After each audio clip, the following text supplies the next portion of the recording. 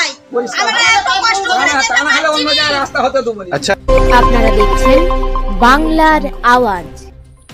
ঘাটাল বিধানসভা ৬ নম্বর বহনপুর অঞ্চলের অন্তর্গত মূলগ্রাম জোড়া খুঁটি অর্থাৎ মূলগ্রাম প্রাথমিক বিদ্যালয় থেকে মূলগ্রাম বন্টলপাড়া পর্যন্ত একটি ঢালাই রাস্তা পাশ হয়ে গেছে এবং তার প্রাথমিক মোরাম বিছানোর কাজও শুরু হয়ে গেছে। মজার বিষয় হলো এই রাস্তাটি মূলগ্রাম বন্টলপাড়া থেকে শুরু করা হয়েছে, তা আবার মাঠের মাঝখানে এসে বন্ধ হয়ে যাচ্ছে।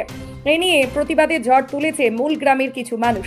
মূলগ্রামের মানুষের প্রশ্ন, পশ্চিম প্রান্ত থেকে পূর্ব প্রান্ত যখন ঢালাই রাস্তা পাশ হয়ে এলো তাহলে কমপ্লিট হচ্ছে না কেন? অর্ধেক রাস্তা হয়ে রয়ে যাচ্ছে কেন?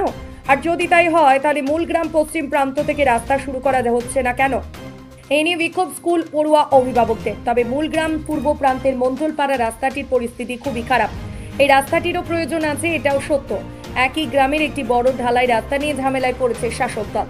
এলাকার মানুষ চাইছে ভিডিও সাহেব তদন্ত করুক, ততক্ষণ এই কাজ বন্ধ থাকুক। এখানে অবশ্যই প্রশাসনের হস্তক্ষেপ করা উচিত এবং বিষয়টি গভীরভাবে দেখা উচিত। প্রশ্ন তো একটা থেকেই যায়, এক প্রান্ত থেকে অপর প্রান্ত একটি ঢালাই রাস্তা পাশ হবার পরেও কেন অর্ধেক পর্যন্ত এসে রয়ে যাচ্ছে? এতে কি কারোর স্বার্থ সিদ্ধির বিষয় রয়েছে? ওই সাইডে মন্ডলপাড়া থেকে প্রাইমারি স্কুল হয়ে গেছে বলে শুনেছি আমি, যে কমপ্লিট হয়ে গেছে, ওরা আবার উপাসতে করে মাঠে শেষ করবে। আচ্ছা, তো সেটা না করে সেই কাইটে দিয়ে এখান থেকে করে যতটা হলো ততটা করা যায়, তাহলে আমার দুটো বেশি উপকৃত হয়। আচ্ছা, বা দুটো স্কুলই ব্যবহার। প্রশাসনকে আপনারা কি বলতে যাচ্ছেন এখন? আমরা বলতে চাচ্ছি এই রাস্তাটা যেন হয়, বাস একটাই কথা। আচ্ছা, ভালো হবে ওনারা। মানে 3000-এর মতন ভোটার আছে, এই রাস্তা কেন হচ্ছে না আমাদের? এই অবস্থায় আমাদের এই রাস্তা চাই।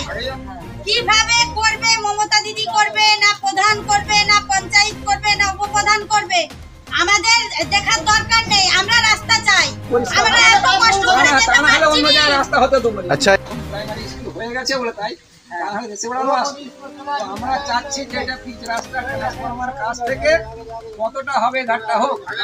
অনেক জনগণ যাওয়া আসা করে, সব বাচ্চা ছেলেরা ব্যাগ নিয়ে পড়ে যায়। আজকে দু গাড়ি মুরাম ফেলে ছড়িয়ে দিয়েছে, ছড়ানোর অবস্থাটা দেখো কি অবস্থা।